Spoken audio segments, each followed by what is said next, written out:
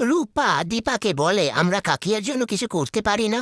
দীপা বলে আমি কিছু করলে সেটা তোর কাকিয়ার মানে লাগবে, আমাকে একটু সময় দে, দেখি কি করতে পারি। ওদিকে উর্মি জয়কে বলে চলো না আমরা এখান থেকে অনেক দূরে চলে যাই, যেখানে কেউ আমাদের কম্পিট করতে পারবে না। পরের দিন সকালবেলায় সাক্ষ্যদীপ বাবু বিগ বং এর সমস্ত কাজ বোঝানোর জন্য দীপার কাছে এলে সেই মুহূর্তে জয় আর উর্মি সেখানে এসে বলে আমরা এই বাড়ি ছেড়ে চলে যাচ্ছি।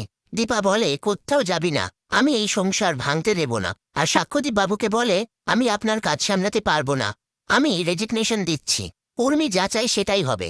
কথায় কথায় দীপা উর্মিকে বলে আমরা দুজনে কাজ সামলাবো। এরই মধ্যে অফিসার সূর্যকে ফোন করে বলে কুমার পালিয়ে গেছে।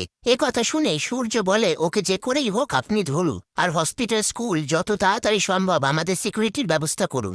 এরপর দীপা উর্মিকে নিয়ে বিগ বংয়ে আসে। তারপর সেখানে কাস্টমাররা এসে একটা ভেজ আর একটা নন ভেজের থালি অর্ডার করলে উর্মি সেটা ভুলবশত দুটো আলাদা আলাদা টেবিলে দিয়ে দেয়। সেটা দেখে একজন মহিলা রেগে গিয়ে উর্মির গায়ে হাত তুলতে গেলে ঠিক তখনই দীপা এসে বলে আমাদের তরফ থেকে ভুল হয়েছে, এর জন্য আমরা ক্ষমা চাইছি, কিন্তু আপনি যেটা করছিলেন সেটা অন্যায়, আমরা আপনার থালাটা চেঞ্জ করে দিচ্ছি। সেই মহিলা বলে চেঞ্জ করে কি হবে, আমার ছেলে তো মাংস ছুঁয়ে ফেলেছে। এই বলে দীপা আর উর্মিকে অপমান করে সেখান থেকে চলে যায়। এরপর উর্মি দীপাকে দোষারোপ করে বলে এইসব কিছু হয়েছে তোর জন্য।